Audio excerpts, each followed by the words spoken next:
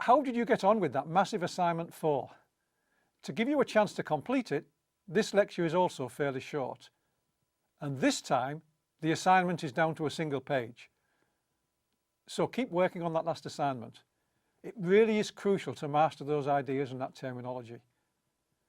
Knowing when and why one statement implies another, and being able to distinguish between necessity and sufficiency are crucial abilities in today's world. There are two more language constructions that are fundamental to expressing and proving mathematical facts, and which mathematicians therefore have to be precise about.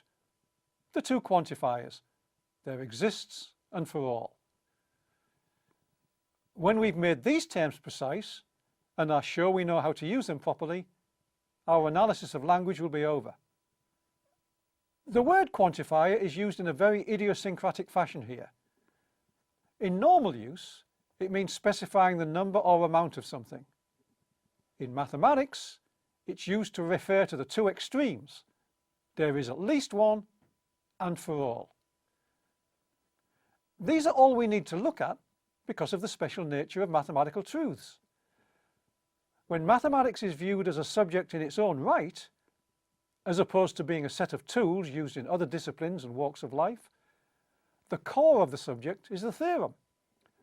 And the majority of mathematical theorems are of one of two forms. There is an object X having property P. For all objects X, property P holds. I'll take these one at a time. We're looking at statements of the form, there's an object X having property P. For example, the equation x squared plus 2x plus 1 equals 0 has a real root. We can emphasize that this is an existence statement by writing it in the following form. There is a real number x such that x squared plus 2x plus 1 equals 0. Or we could write it this way. There exists a real number x such that x squared plus 2x plus 1 equals 0. Doesn't matter whether we write it with an is or an exists, it's an existence statement. The symbolic abbreviation that mathematicians use for exists is a back-to-front E. E for exists, of course. So a mathematician would write this as follows. There exists an x such that x squared plus 2x plus 1 equals 0. This symbol is called the existential quantifier.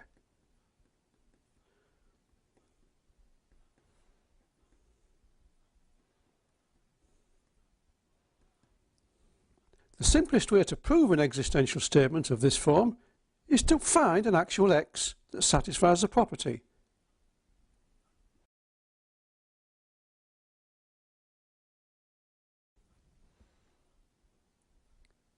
And with this example, it's easy. Take x equals -1. Then x squared plus 2x plus 1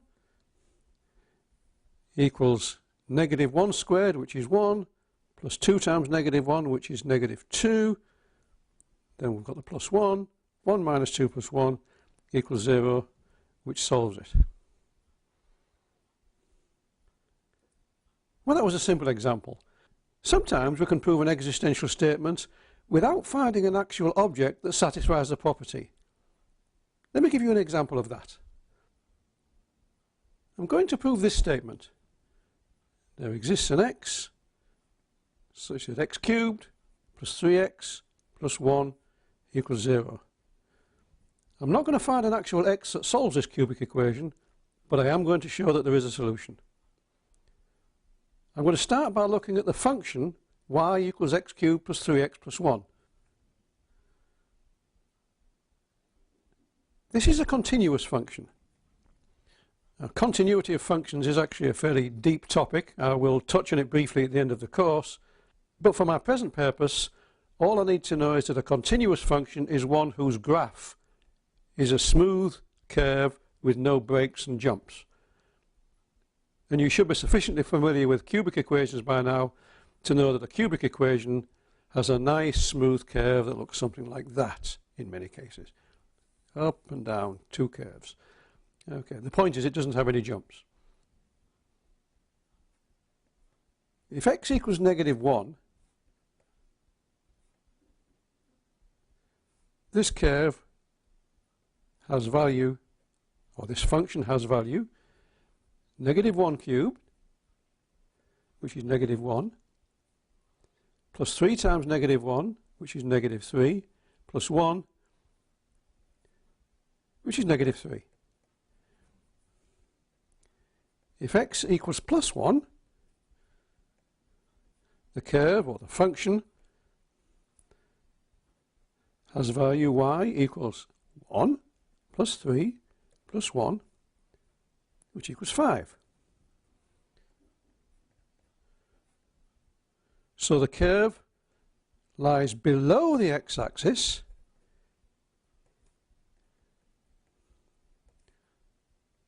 for x equals -1, and above the x-axis for x equals +1.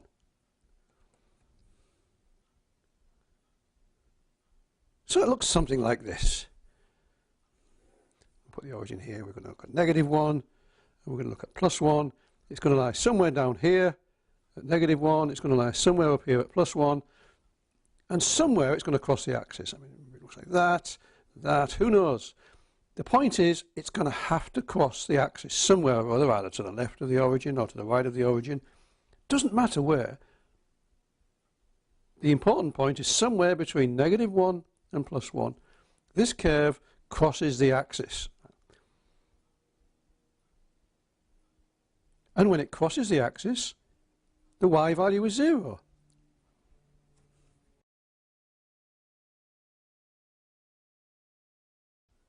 So we haven't said which x solves the equation. We haven't even said whether the x is negative or positive. But we do know there is such an x. We've shown that an x exists that satisfies the equation without finding such an x. This is an example of an indirect proof. We haven't proved it directly by finding an x that solves the equation. We've simply shown that there is an x that solves the equation.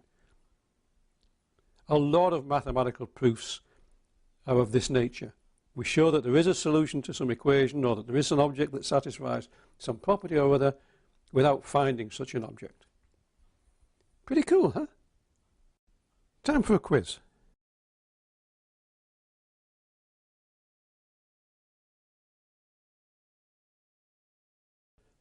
A simple modification of that last argument yields a more specific result. Which of the following is it? Is it 1? There is an x less than 0, such that x cubed plus 3x plus 1 equals 0? Or is it 2? There's an x greater than 0, such that x cubed plus 3x plus 1 equals 0? Okay, which one do you think it is? Well, the answer is 1. And here's how we can get that. In the previous argument, I looked at the curve at x equals -1 and x equals +1, and I showed it looked something like this.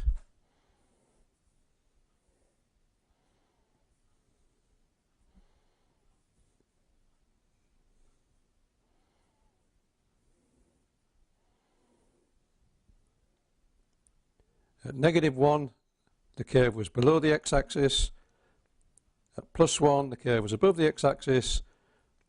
And so it has to cross the x-axis somewhere between -1 and +1. But instead of going between -1 and +1, I could go between -1 and the origin itself.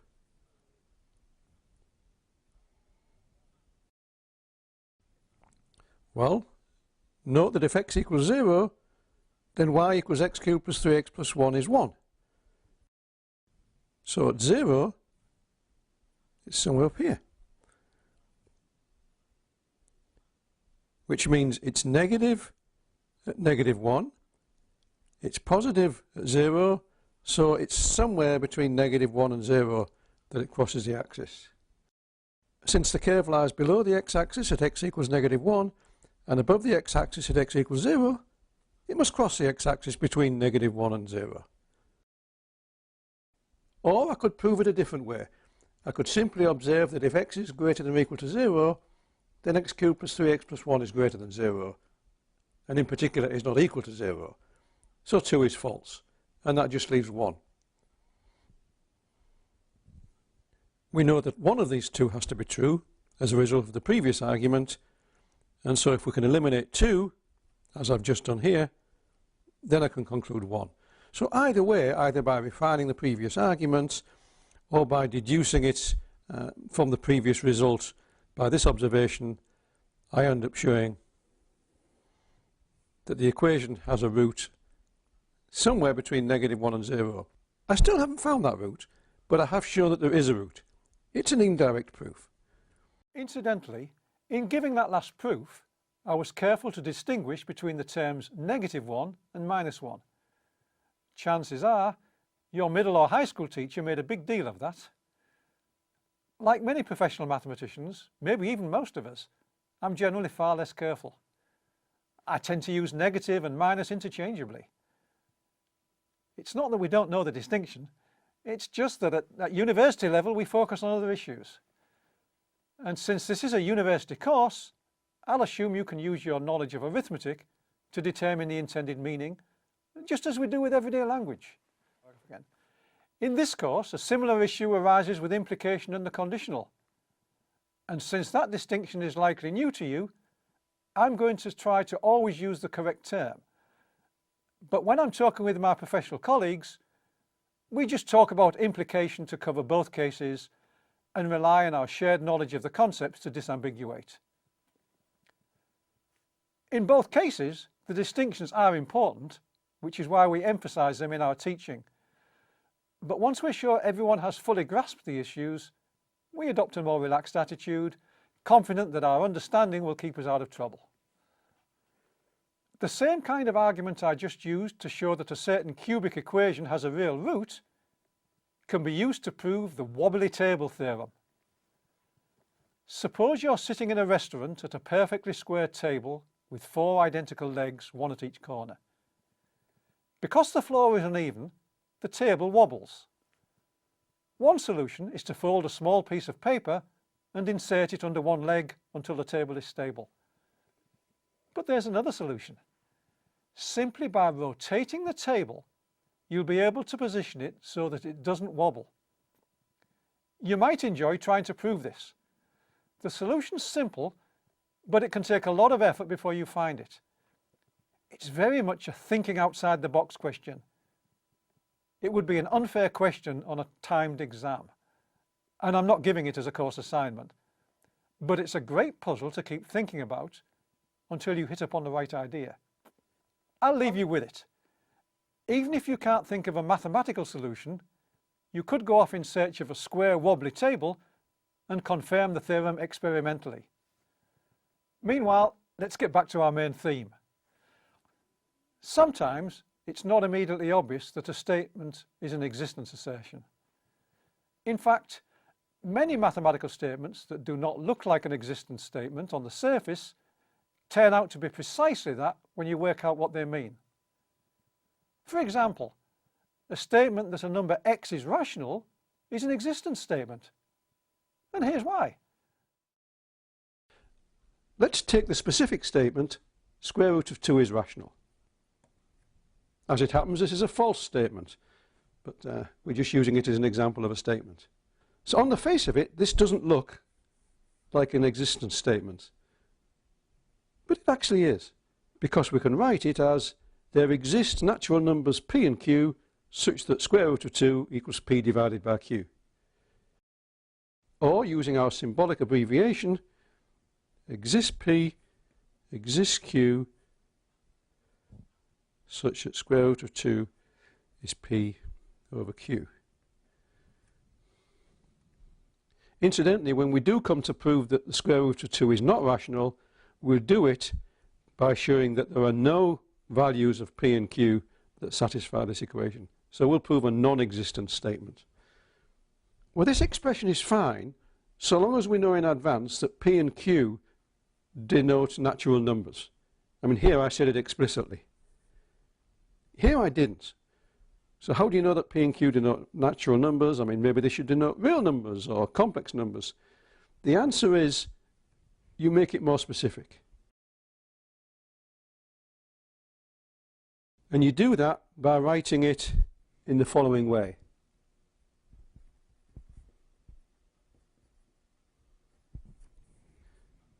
There exists a P in N,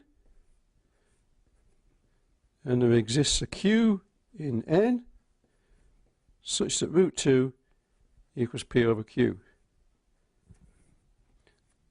where N denotes a set of natural numbers.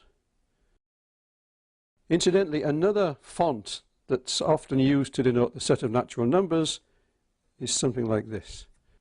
An N with a double line for the diagonal.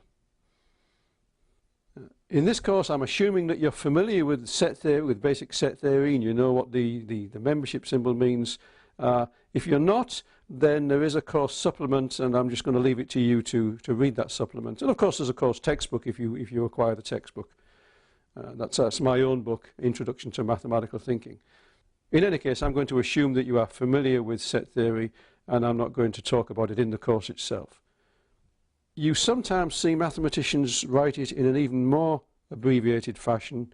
There exists a PQ in N, such that square root of 2 is P over Q.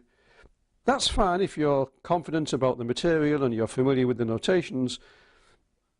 But we're going to be looking at examples where there are many different types of quantifiers coming in together, and then if you start putting them together in this fashion, there's a possibility of getting confused and going off course. So I would say at the early stages, keep things distinct as they are here and try to avoid that for now.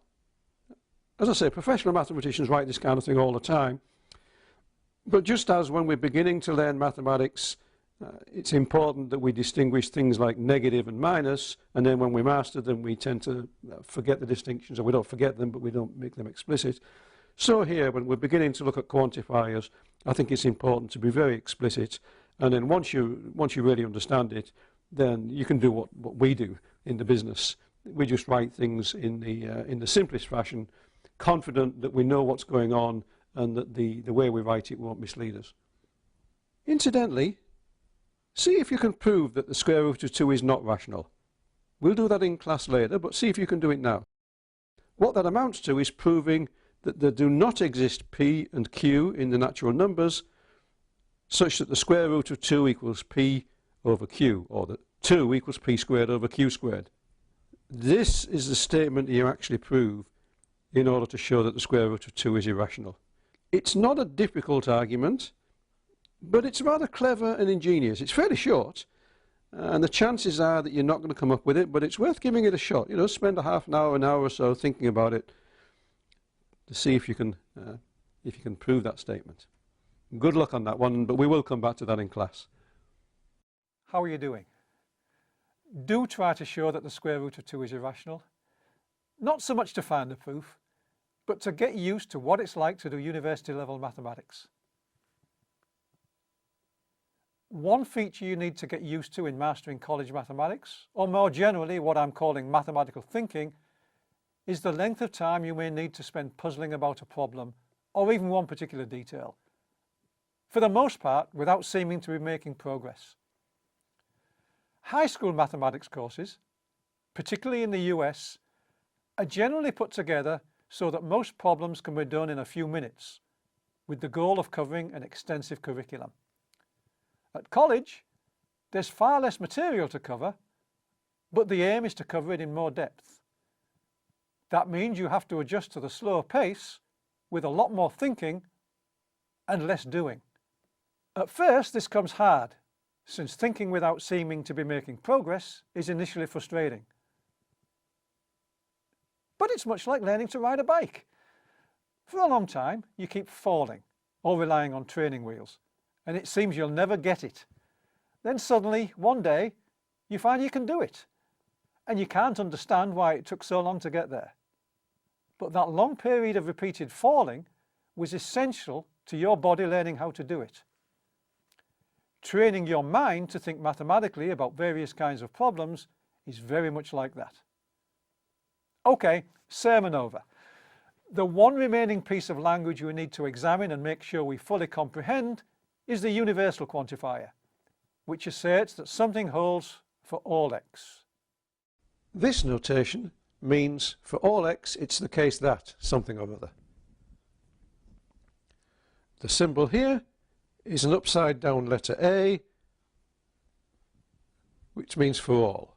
For example, if I wanted to say the square of any real number is greater than or equal to 0, I could write it like this. For all x, x squared greater than or equal to 0. So the short way of actually saying that is for all x, x squared greater than or equal to 0. Just as we would write things like there exists an x such that x squared equals 0. Notice that I didn't use the word all in this sentence. I used the word any. The same thing happened with exists. There are different words we can use to express an existence assertion, and there are different words we can use to express a for all assertion. This is the universal quantifier. How do I know what the x means? Well, I have to specify what it means. If I want to be explicit, I would have to write something like for all x in the set of real numbers, x squared greater than or equal to 0. Okay, let's take a look at combinations of quantifiers. Most statements in mathematics involve two or more quantifiers combined. For example, if I want to say there's no largest natural number, what I would write is this. For all m in the set of natural numbers, there is an n in the set of natural numbers such that n is bigger than m. For all natural numbers m, there is a natural number n such that n is bigger than m. That clearly says there's no largest natural number. Note that the order of the quantifiers is important. If I swap those quantifiers round and write exists an n in n such that for all m in n, n is bigger than m,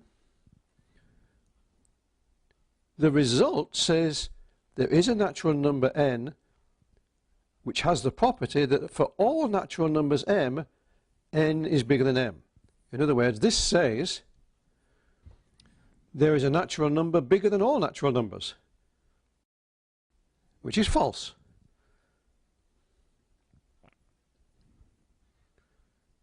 All I've done is swap the quantifiers round, but in so doing I've turned a true sentence into a false sentence.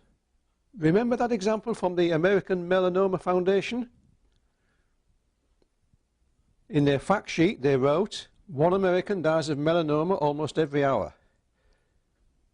Using our quantifiers, we could write that like this. There exists an American such that for every hour A dies in hour H. There is an American such that every hour A dies in hour H. Poor guy. I mean, quite amazing. What the writer obviously meant was the following. For every hour there is an American such that A dies in hour H. It will be different Americans for different hours. Now, as I mentioned earlier, in the case of everyday English, these are almost never a problem. Everyone understands the context, we know what's meant, we know that this one is not meant because this is clearly wrong, we know that that one's the one that's meant. And with a simple mathematical example like this one, arguably it's not important either because everybody knows what's meant, we know that there is no largest natural number, we know it must be this one and not this one. So in these examples, there's probably no problem. But we want to use mathematical notation in complicated situations and to talk about things we don't yet understand. That means we can't disambiguate. It's really important that we say things in the right order. Okay, I think it's time for a quiz. So how did you get on? Well, the literal meaning of this statement is captured by number 1. That's the literal meaning. It says there is a license for which there are 2 distinct states that license comes from. So this is the literal meaning.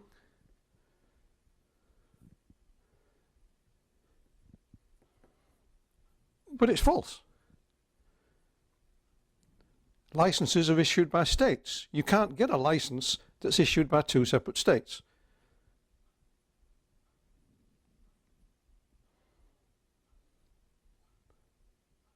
So the correct answer to the question is number 1. But it's not what the person who wrote that sentence in the form, in the driver's license application, meant to say. Let's look at number 2.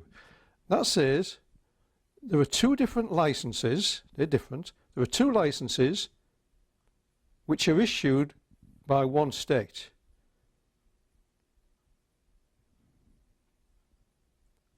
Well, I guess it's possible that you could own 2 licenses that are both issued by the same state, if you had 2 identities or something like that. So this is a possibly true statement.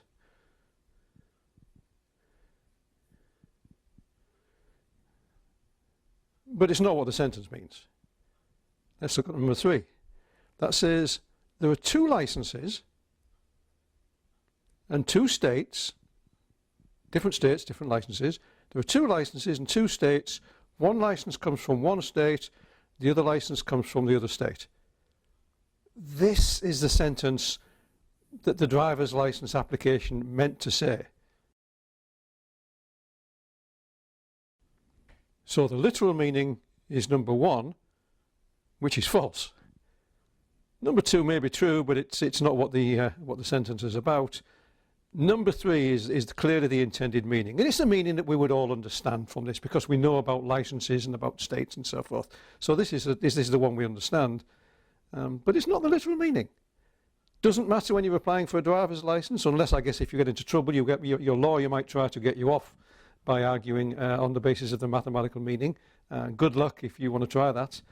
But in mathematics, we can't allow this kind of thing to happen. We get into all sorts of problems. And in mathematics, we can't hire a lawyer to get us out of difficulty. Okay, let's look at the next question in this quiz. Well, the correct answer is number 3. Let's see why. What does the first one say? It says there is a license and there are 2 different states such that that license is valid in 1 state and valid in the other state. So it says there's a license that's valid in 2 states. Well, okay. It's true, because in America, when you have a license valid in 1 state, it's valid in any state. You can use it anywhere. So it doesn't say anything particularly interesting. What about number 2? That says for every license and for every pair of states, which could even be the same state, the license is valid in 1 state or it's valid in another state. Well, this is actually false as a statement, because there can be invalid licenses. Okay, if you've got an invalid license, that means the whole thing is wrong. This one is the one that captures that sentence. Let's just read it. It says for every license, any license, if there is a state in which that license is valid, then that license is valid in all states. So 3 is the one that captures this sentence. 1 is actually a true statement, but of very little relevance. And 2 is actually a false statement. It's false, remember, because you can have invalid licenses. So it's not the case that for all licenses and for all states, the license is valid in 1 state or another state.